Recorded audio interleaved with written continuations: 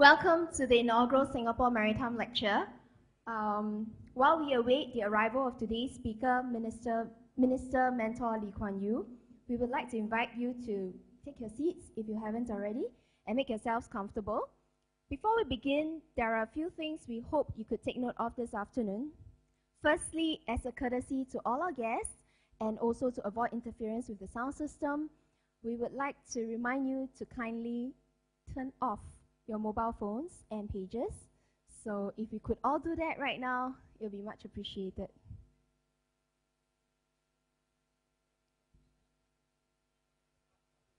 Okay, seems like everyone has done that. Okay, during the dialogue session, should you have a question for Minister Mentor, kindly step forward to the nearest microphone that you see around you in the ballroom and wait for the facilitator to acknowledge you before asking your question. Please give your name and the organization you are from before posing your question. Please speak clearly and precisely to ensure that your question is heard. And at the end of the event, we would like to request that you rise and remain where you are until Minister Mentor has taken his leave. And finally, if you are joining us for the Singapore International Maritime Awards Gala Dinner later this evening, please note, we have arranged for transport from here to Shangri-La Hotel. And the pickup location will be on your left after you exit the ballroom later. Should you wish to board to take our transport, kindly proceed to the pickup location immediately after the Singapore Maritime Lecture ends, and we will have ushers on hand to guide the way. All right, and that's all I have for you now. So let's wait. I will be up shortly. Thank you. Ladies and gentlemen, please rise and join me in welcoming our distinguished speaker for today, Minister Mentor Lee Kuan Yew.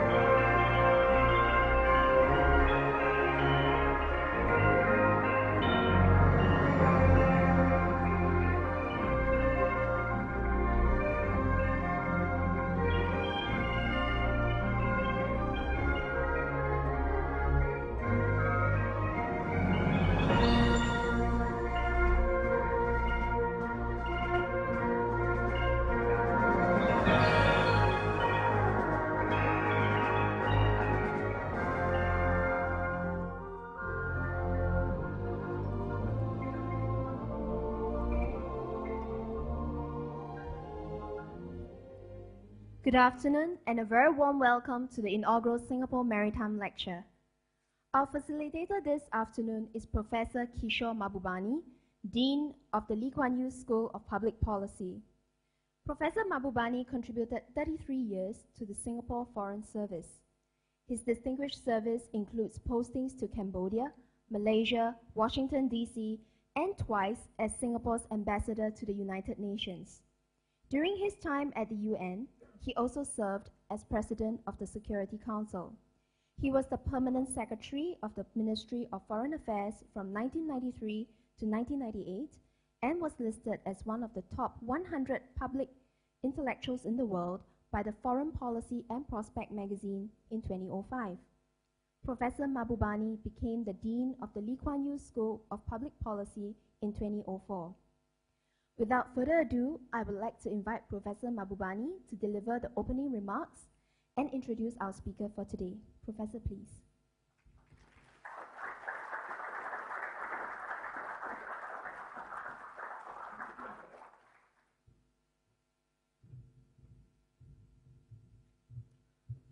Minister Mentor, ministers, distinguished guests, ladies and gentlemen, it gives me great pleasure to welcome you to this inaugural Singapore Maritime Lecture.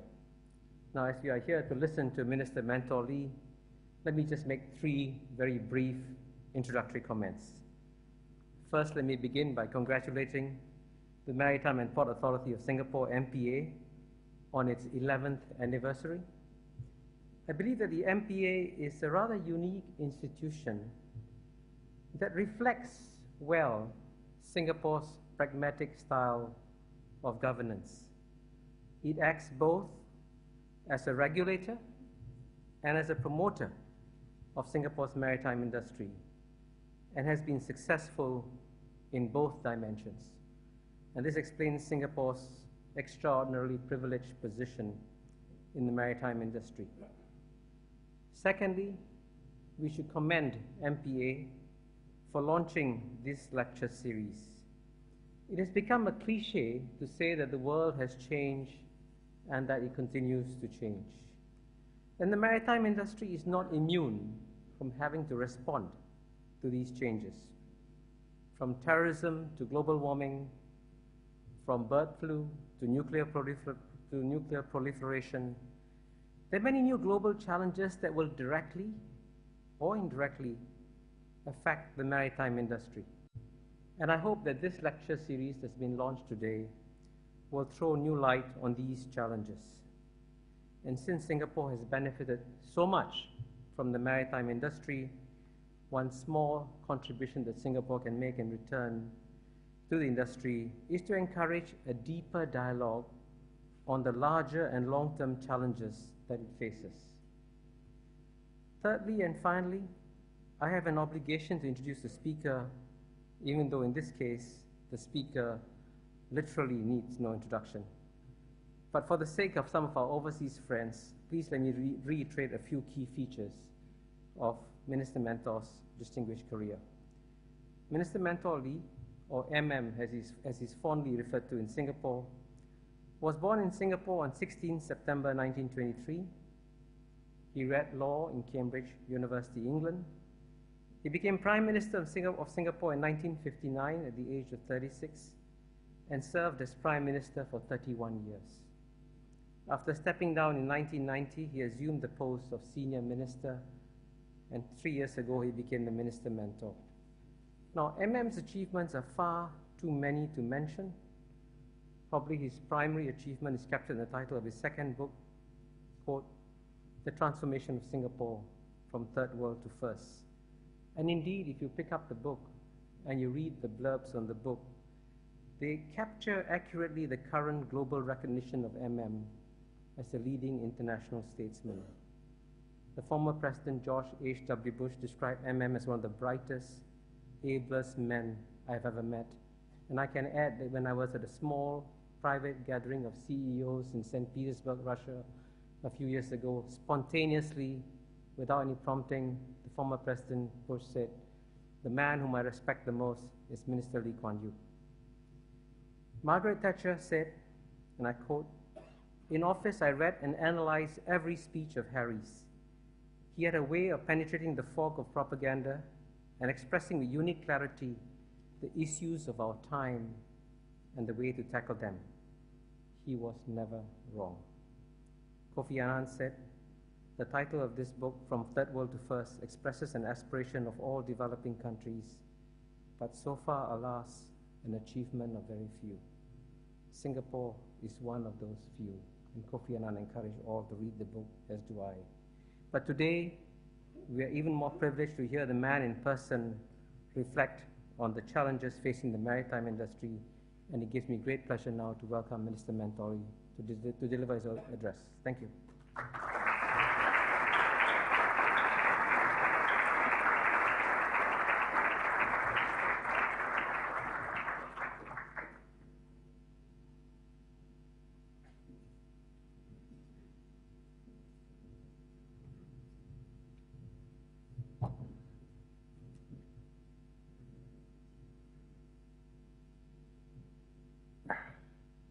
Good afternoon, ladies and gentlemen.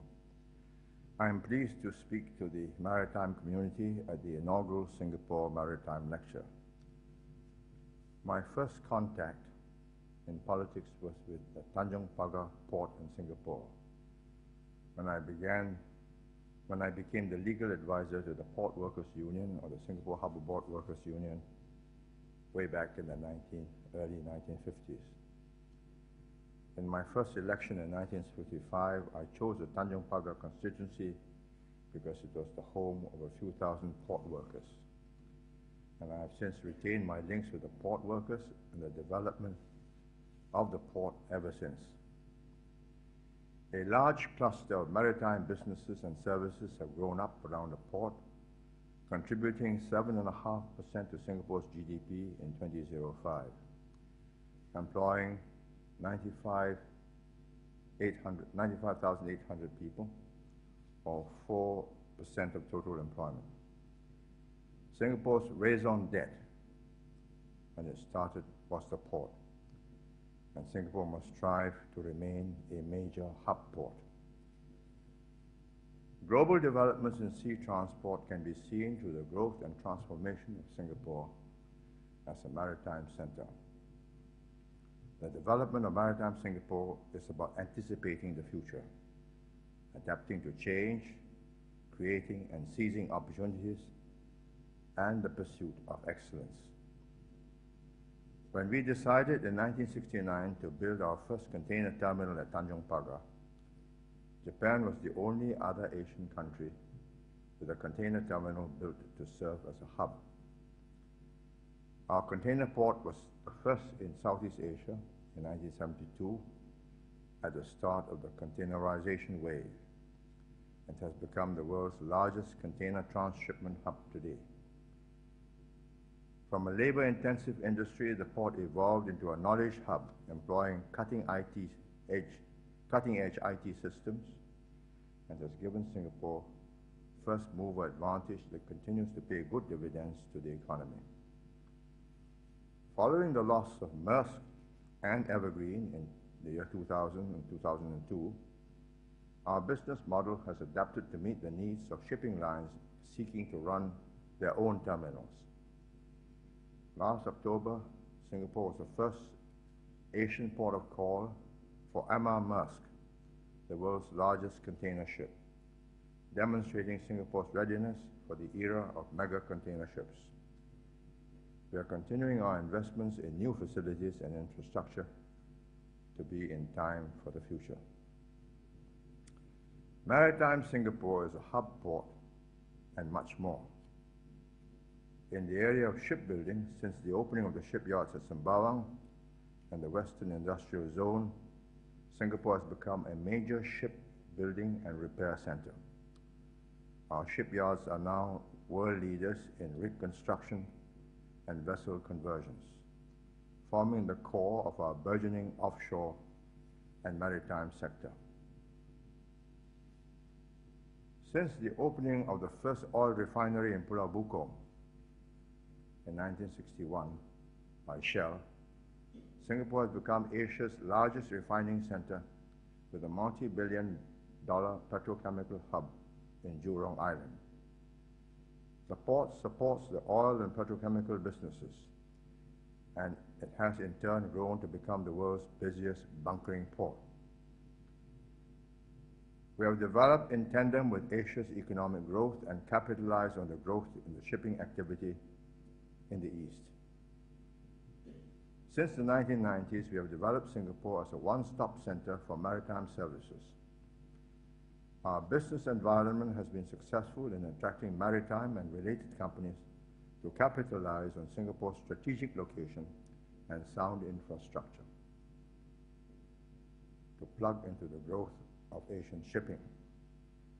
Today, there are more than 5,000 companies in Singapore serving the international maritime community. The growth of the maritime sector will reflect the total global trends in world trade and economic activity. In the medium term, global trade is expected to grow, fueled largely by growth in Asia. The Chinese and Indian economies are expected to grow at 10 and 11 for China and 9 to 10 for India over the next 2 years, and at relatively high levels for the next few decades. The Japanese economy is recovering, and the ASEAN countries are pressing ahead with their vision of an ASEAN community by 2015. Asia will be a major engine of global economic growth and trade.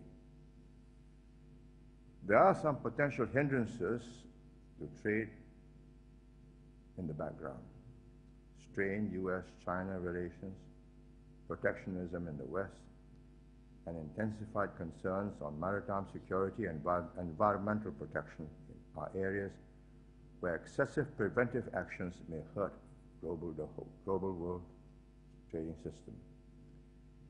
There's also the danger that unilateral measures on maritime and cargo security, such as the recent requirement that all U.S.-bound containers be scanned in foreign ports by 2012, will slow down the flow of trade. A balance must be struck between ensuring security and facilitating trade if we are to preserve the efficiency of shipping and cargo operations and allow global trade to flourish. On global warming, the world needs global solutions to the challenges of climate change and sustainable development. These developments will affect shipping trends. We are witnessing the opening moves made by various countries over the Northwest and Northeastern Passage as a result of the melting of the polar ice caps over the Arctic. In the next few decades, shipping lines between the Pacific and the Atlantic may switch to these Arctic routes during the summer season. Many challenges to shipping today can be traced to the underlying dynamics between coastal states and the shipping nations.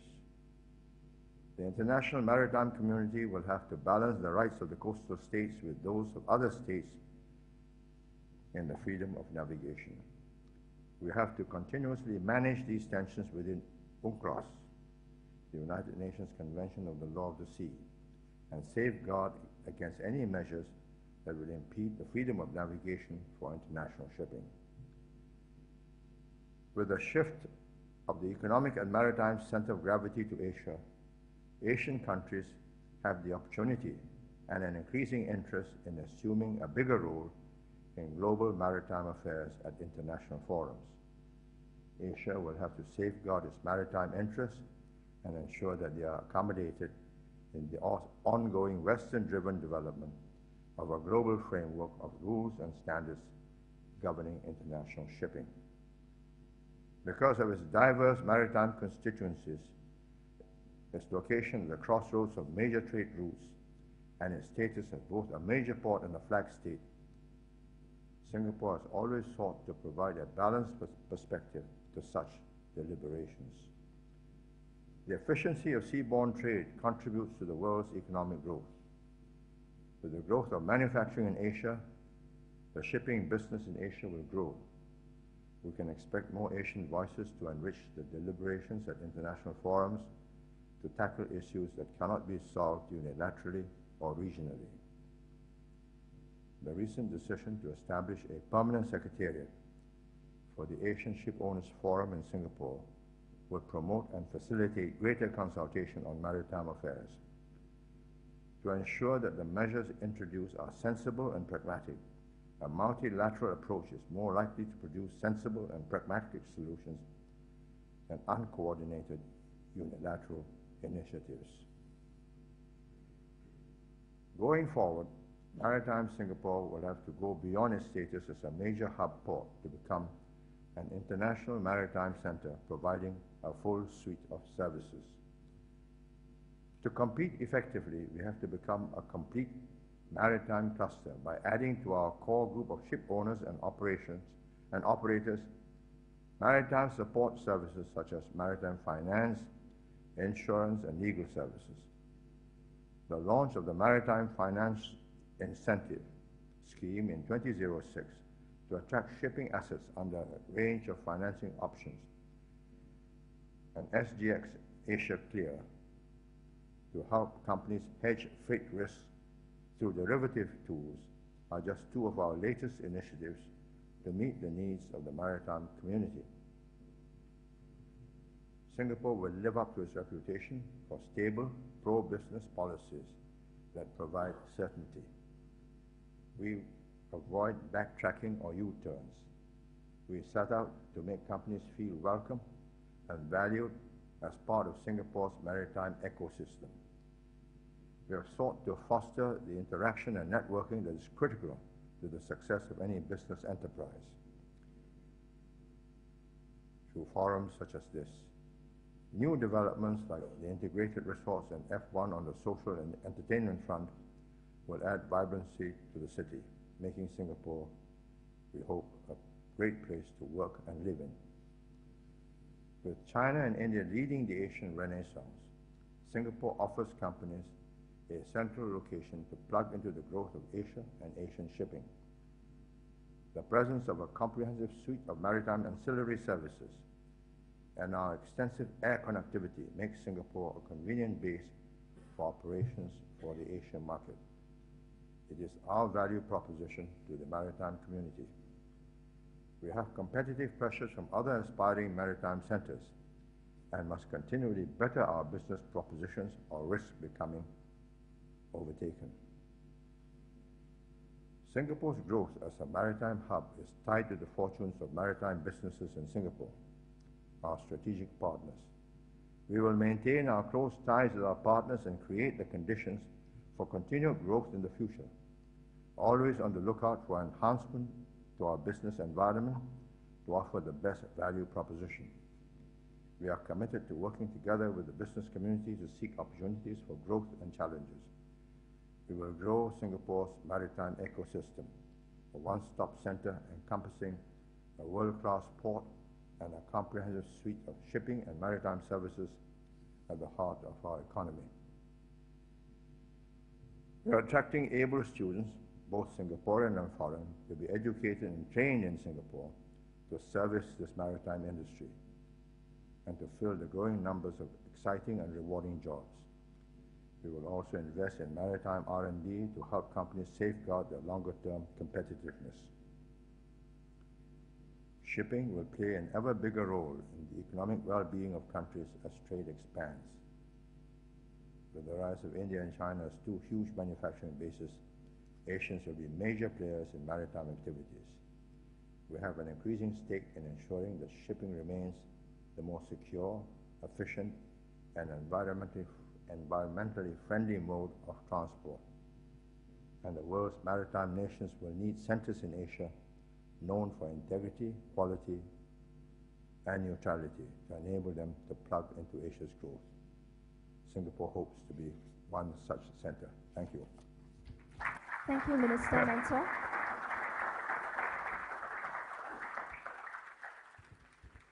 Thank you, Minister Mentor. May we invite you to take your seat on stage, please?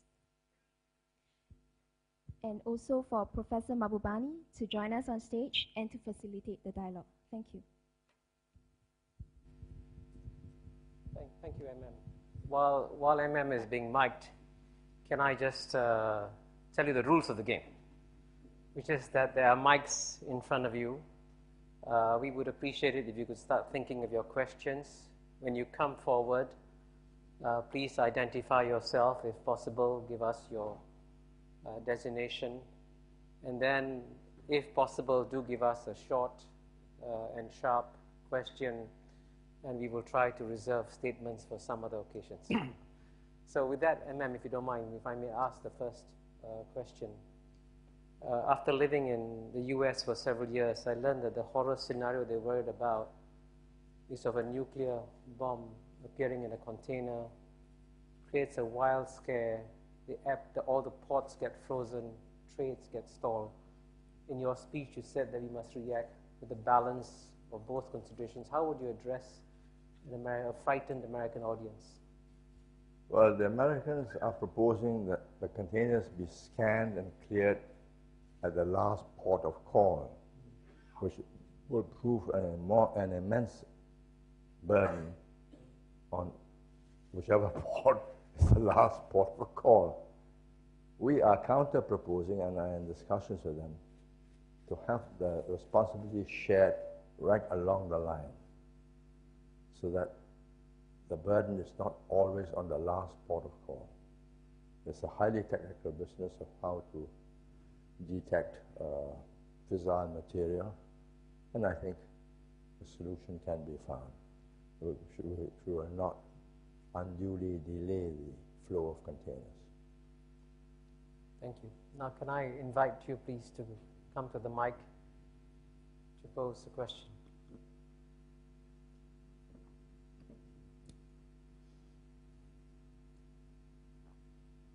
I will skip the first question and go to the second one. You will. Please, go ahead. Please go to the mic if you don't mind. Yes. Andreas Soman Pao from BW Shipping.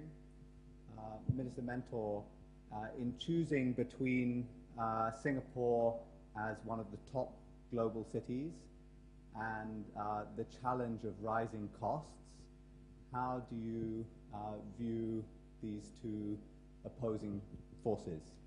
Thank you. Well, we have to keep our costs below those who are in a similar position as we are, so that we remain competitive. I think we should be able to manage that, because if you look at the office rentals, labor costs, costs of transportation, etc., we're still competitive against London, New York, Tokyo, or Hong Kong. So I believe we've got to watch it closely, make sure that it doesn't run away and get us into an uncompetitive position.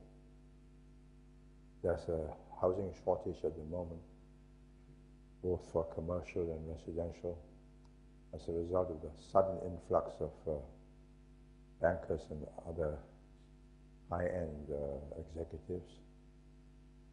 But I think we can sort it out in 2 to 3 years. In the meantime, we have put into our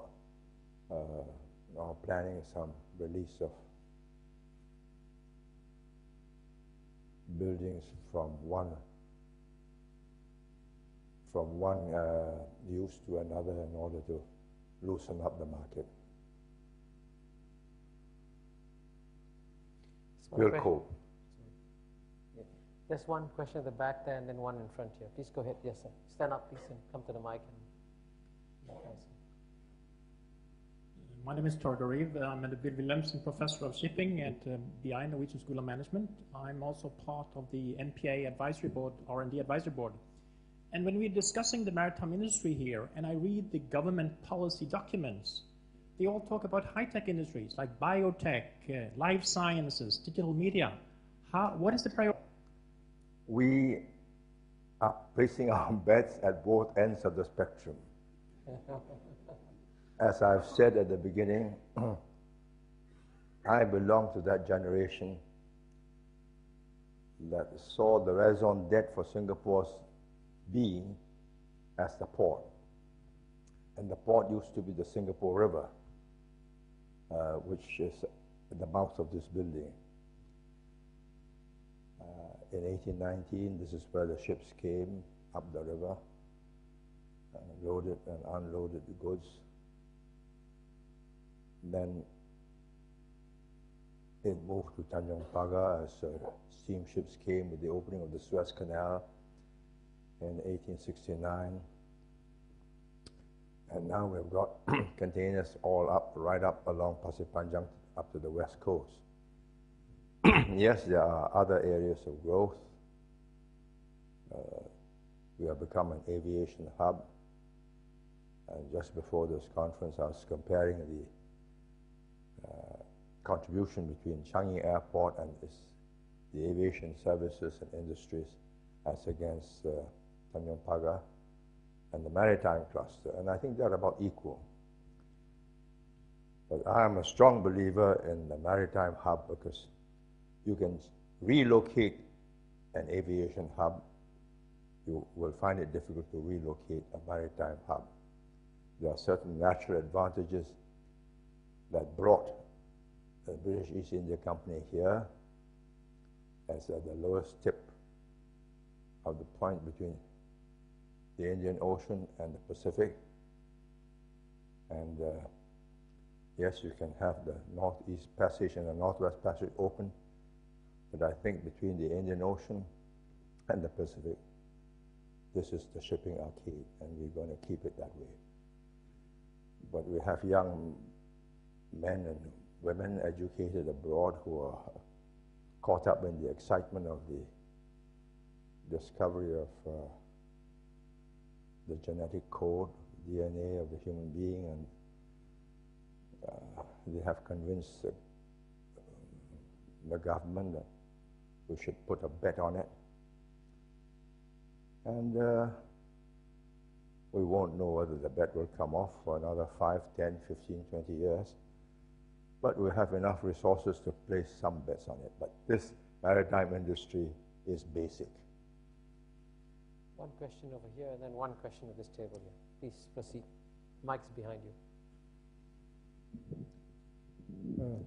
Mr. Minister Mentor, my name is Philip Emberikos. I'm Greek, and I don't know whether I should address you as President of BIMCO or as advisory member of the Panama Canal. Now, I'm sorry about this, but my question basically refers to some of the work I've been doing, and it refers, you have very rightly pointed that sort of the emergence of Singapore as a maritime cluster, and the same applies for Greece and the same applies for Panama, is a very important mission, a very important goal, because that's how the trade is going to grow. And it's going to grow in those places where those clusters exist. It is my belief that the best way to achieve that is to attract the youth. And therefore we have to project a better or a more positive image of shipping into the youth.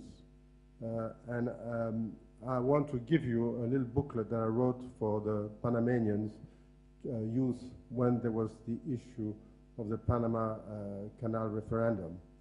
And I hope, if you want, that BIMCO, which is the largest shipping organization who has supported me in those projects, would help Singapore and write something similar for the youth to also create another maritime clusters. So if I can present you this booklet. By the way, it's in Chinese. Thank you. What you think about the image of projection to children and Okay. Thank you. I'm not sure whether you want to comment on Thank you. The maritime industry. Do you read Chinese? Then you've handed me something you don't know the contents of.